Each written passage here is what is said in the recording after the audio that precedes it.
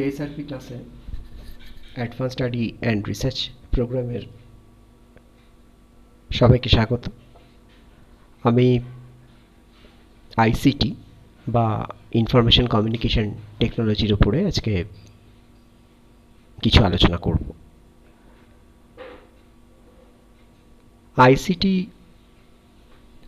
একেবারে বেসিক আলোচনা আজকে আমি করব, যেটাতে আপনাদের হয়তো কিছুটা সুবিধা হতে পারে আগামী দিনে কাজ করতে, বা আপনারা যে ভাবে এগুচ্ছেন আপনাদের পড়াশোনার সাথে সাথে বা পড়াশোনা কমপ্লিট করে, তাতে হয়তো বেশ কিছুটা সুবিধা হলেও হতে পারে। আইসিটি বা ইনফরমেশন কমিউনিকেশন টেকনোলজি, এটা নামটা আমরা মোটামুটি সবাই এখন জানি। এটা সম্পর্কেও আমরা বিভিন্ন রকম কোর্স বাজারে করা হয়, বা বিভিন্ন রকম কোর্স আমরা করতে পারি। তো এএসআরপি সেই চেষ্টাটাই আর একবার করেছে আপনাদের যদি কোনো কাজে লাগে সেটা আপনাদের কাছে একবার পৌঁছে দিতে চেষ্টা করেছে, এবং আমাদের বেশ কিছু ক্লাস আপনারা এখানে পাবেন আইসিটির উপরে আস্তে আস্তে করে পরবর্তীকালে। সেখান থেকে হয়তো আপনাদের কিছুটা সাহায্য বা সুবিধা হলেও হতে পারে। আইসিটি কথাটার পুরো অর্থ হলো ইনফরমেশন অ্যান্ড কমিউনিকেশন টেকনোলজিস। এর অনেক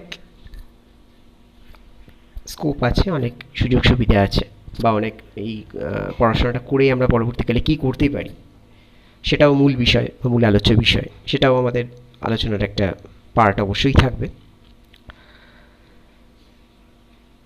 বলছে ICT stands for information and communication technologies. ICT refers to technologies that provide access to information through telecommunications. It is similar to information technology, IT. আমরা আইটি নামটা জানি অনেকেই, অর্থাৎ এই ইনফরমেশন টেকনোলজি আর ICT দুটো সিমিলার একটা জিনিস। এখানে আমাদের আইসিটি স্কোপ বা আইসিটি সুযোগ বলতে, বা আইসিটি কাজ করতে গেলে পাবে যে সমস্তভাবে আমরা এখানে পড়াশোনা, আইসিটির যে সিলেবাস আছে, যে পড়াশোনা এখানে করানো হয়, সেগুলো এর বিভিন্ন রকম পেপার থাকে। মোটামুটিভাবে মাধ্যমিক পাস বা এই ধরনের ক্যান্ডিডেটদেরই আমরা এই আইসিটির ওপরে বিভিন্ন রকম কোর্স বা সুযোগ আমরা সাধারণভাবে দিয়ে থাকি, বা আমাদের তারা আইসিটির উপর বিভিন্ন কাজকর্ম করতে পারেন। এখন মূল বিষয় যেটা, সেটা হচ্ছে যে আইসিটির কিছু নিজস্ব ফিচার্স আছে, বৈশিষ্ট্য যেটাকে আমরা বলি বাংলাতে। সেই ফিচার্সগুলোর সাথে আমাদের কাজ করতে গেলে, বা সেই ফিচার্সগুলোকে নিয়ে কাজ করতে গেলে আমাদের এই সাবজেক্টটা সম্বন্ধে, মানে আইসিটি পেপারটা সম্বন্ধে কিন্তু একটা বেশ ভালো ধারণা আমাদের থাকতে হবে। যদি সেটা না থাকে তাহলে কিন্তু আমাদের কাজ করতে অসুবিধা হবে। তো আজকে আমি যে নলেজটা আপনাদের দেবো সেটা একেবারেই একটা বেসিক নলেজ। বেসিক বলতে আপাতত কিছুদিন থিওরি রিগার্ডিং কাজই এখানে ক্লাসই এখানে করানো হবে। একদম বেসিক নলেজ। বেসিক নলেজ বলতে এই যে অনেকের ধারণা আছে যে আমি মাধ্যমিক পাশ করেছি, বা আমি উচ্চ মাধ্যমিক পাশ করেছি, বা আমি গ্র্যাজুয়েশন কমপ্লিট করলাম, এরপরে আমি কি করব। আর কম্পিউটার এখন একটা এমন সাবজেক্ট, যে সাবজেক্টটা নিয়ে আপনারা সবাই জানেন, মানে এটা একেবারে সিমিলার, মানে একেবারে পড়াশোনার সাথে একটা ইকুইভ্যালেন্ট সাবজেক্ট বলা যেতে পারে। মানে পড়াশোনা যেমন করতে হয় পরপর পরপর বিভিন্ন রকম স্ট্যান্ডার্ড থাকে, সেরকম এরও কিন্তু অনেকগুলো পার্ট আছে। তো যে কোনো জায়গাতে এখন কাজ করতে গেলে, যে কোনো পরিস্থিতিতে কাজ করতে গেলে আমাদের কিন্তু এই আইসিটি বা আইটি সম্বন্ধে একটা ধারণা থাকা দরকার। এর অনেকগুলো দিক রয়েছে। এই আইসিটি কোর্সের অনেকগুলো এর মানে অনেকগুলো পেপার থাকে বা অনেকগুলো সাবজেক্ট থাকে। যেরকম ধরুন একটা সিস্টেম ম্যানেজমেন্টের উপর পেপার থাকে, সার্টিফিকেট কোর্স একটা করা যায় সিস্টেম ম্যানেজমেন্টের উপর। আইসিটির ফিনান্সের একটা পোর্শন আছে। ফিনান্স বলতে আমি বলছি ফাইন্যান্সিয়াল অ্যাকাউন্টিং, যেটা কমার্স ব্যাকগ্রাউন্ড স্টুডেন্টদের করতে সুবিধে হয়। এছাড়াও যে কোনো ব্যাকগ্রাউন্ডের ছেলেমেয়েরাই চেষ্টা করলে করতে পারেন, তবে তাদের একটু বেসিক অ্যাকাউন্টস নলেজটা একটু নিয়ে নিতে হবে। এছাড়াও ডেস্কটপ পাবলিশিংয়ের ওপর বিভিন্ন রকম কাজ হয়ে থাকে, ওয়েব পেজ ডিজাইনিংয়ের ওপর বিভিন্ন রকম কাজ হয়ে থাকে।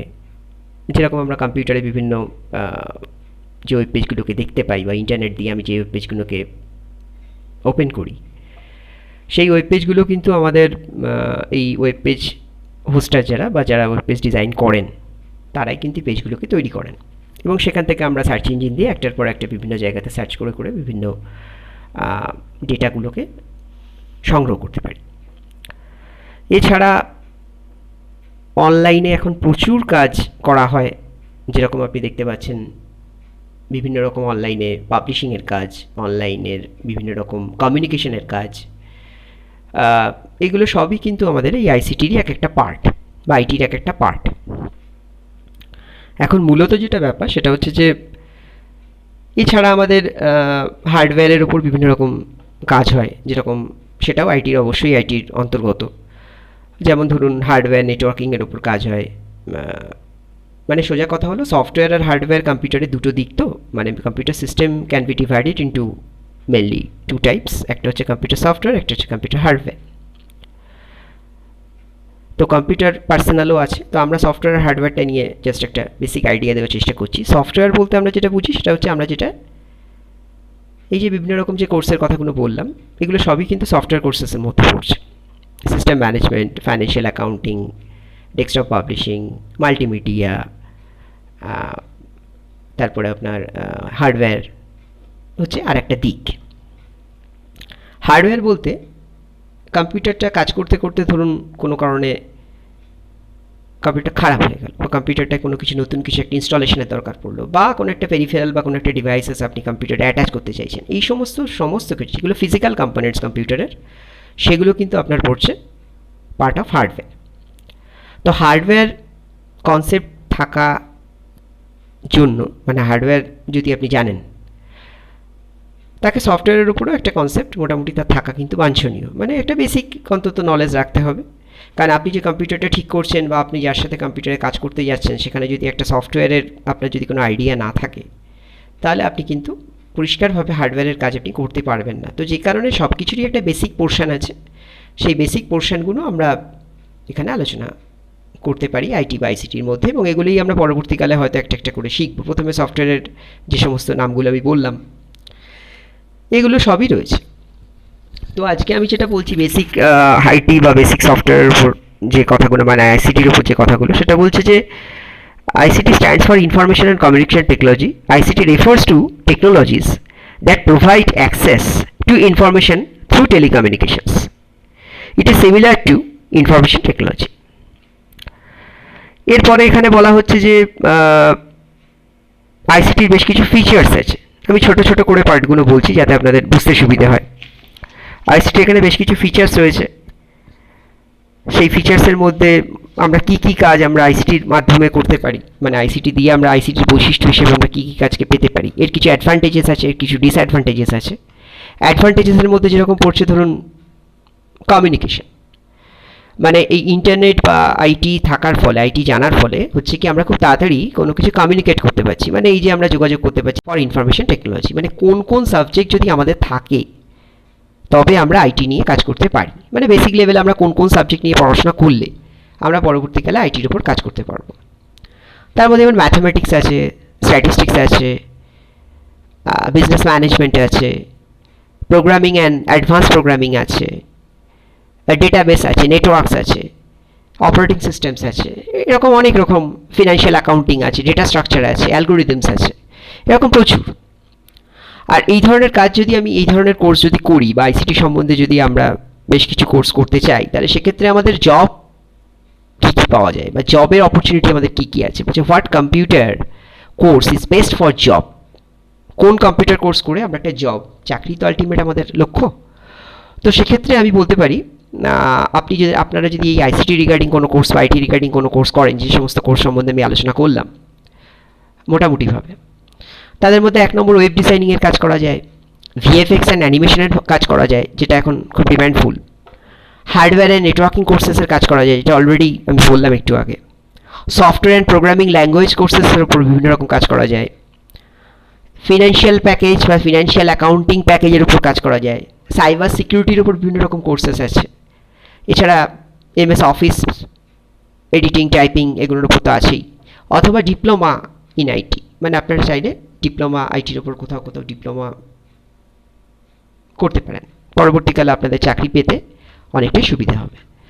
তাহলে মোটামুটিভাবে ফার্স্ট ক্লাসে এইটুকুই একটা ধারণা দেওয়ার আমি চেষ্টা করলাম, যে আপনারা যে এই ভিডিওটা যে দেখছেন বা এই ভিডিওটার উপর যে আপনারা যে আলোচনাটা শুনলেন, খুবই ছোট সংক্ষিপ্ত একটা আলোচনা, তো আশা করি আপনাদের এটা ভালো লাগবে এবং আপনাদের এটা আগামী দিনে চলতে সাহায্য করবে। এবং এএসআরপিকে অনেক ধন্যবাদ এই ধরনের একটা ইনিশিয়েটিভ নেওয়ার জন্য।